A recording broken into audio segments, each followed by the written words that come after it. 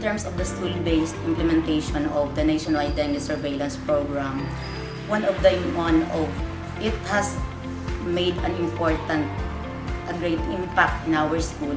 First of all, in developing the awareness of the pupils on what mosquitoes do to pupils, how it affects their health, and how they could help in preventing the continuous increase in population of mosquitoes. Not only the pupils but also the teachers. And the effect of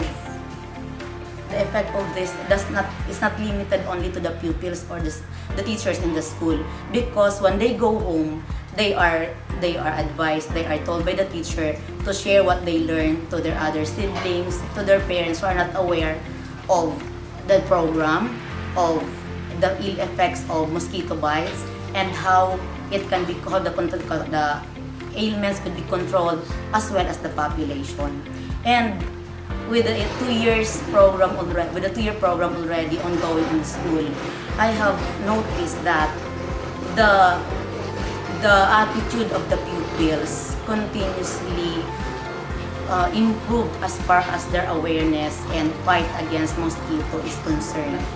They show positive attitude towards the program, thereby practicing regularly the search and destroy and being aware of the OL traps, whether they are installed or not yet installed, they are properly or not properly installed.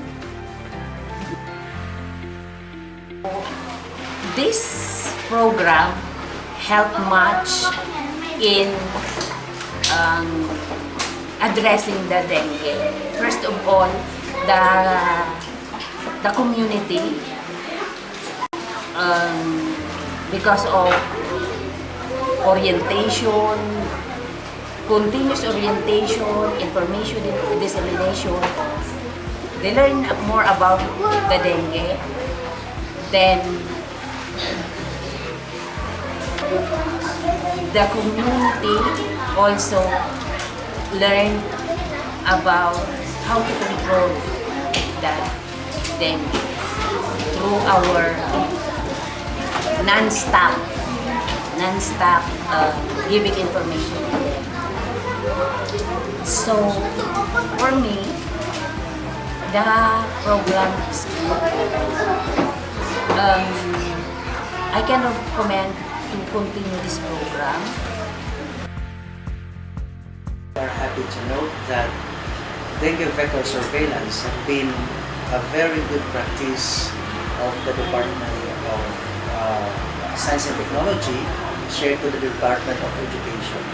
Before the Verac Pilot Elementary School had been a center of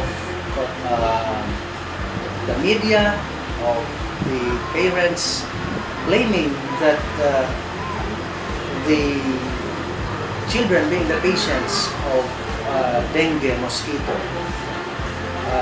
The main cause is that these mosquitoes came from this school. And so with this dengue vector surveillance, we were able to make changes, to do improvements.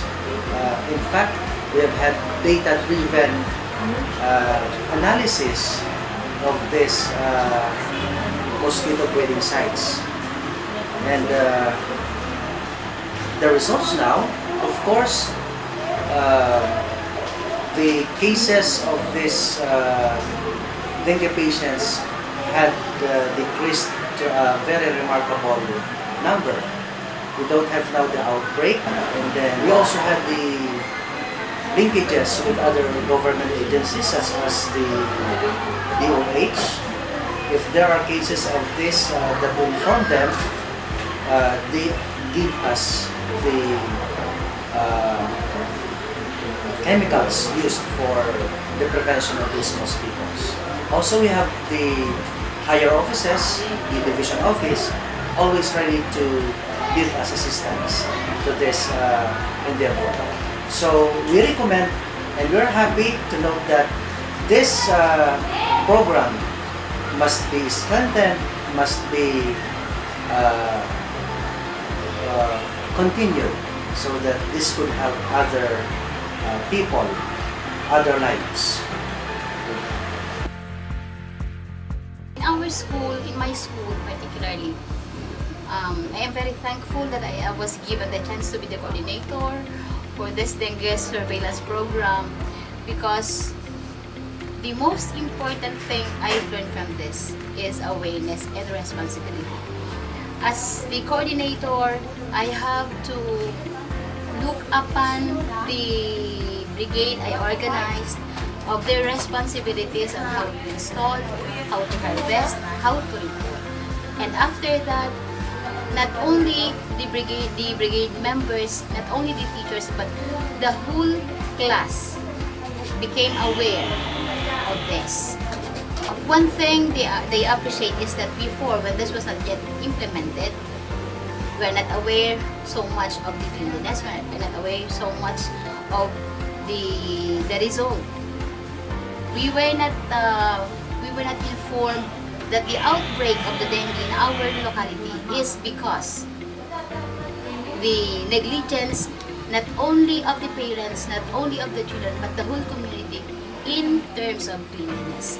We are not so aware of cleaning our surroundings. We are not so aware that it should be done regularly.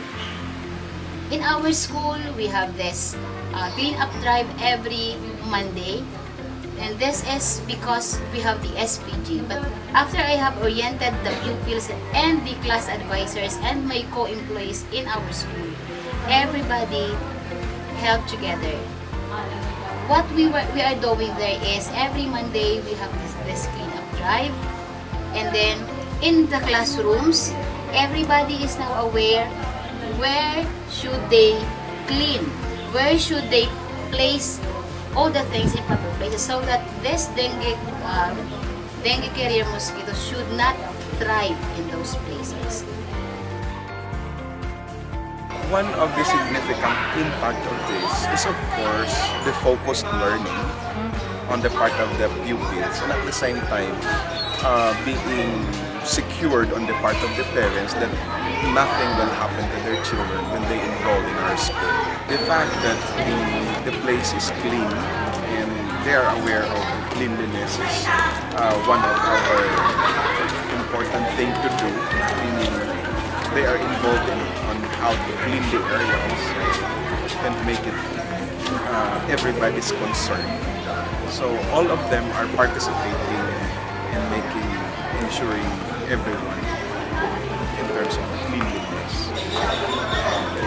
So as regards to the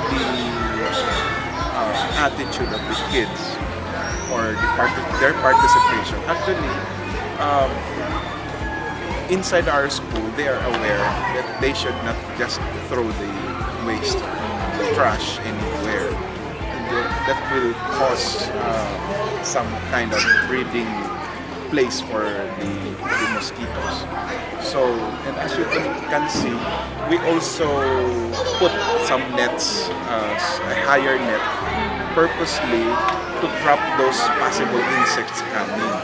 Though it's just a precautionary measure, but inside the classroom, we see to it that all of them, though mga aircon yan, we still put some kind of those tumblers coming from the UST and DepEd to ensure so we can measure the rate of those mosquito coming in the classroom, also something like that. But so far, it's good to know that the children are aware of the existence of those tumblers, and at the same time they are aware that we are measuring if there are some cases of mosquito bites or mosquito presence in their classroom. So with that, they are aware of the cleanliness is a need for everyone, and it's a concern of everyone. They are alerted. So actually, this is a commendable activity or program of the DOST and DepEd. Of course, we know that this is a concern of the whole nation. Yeah. So we strongly support this kind of endeavor. actually this will benefit not just our this generation, but the next generation. Wow. Okay? Thank you very much. This is a proof.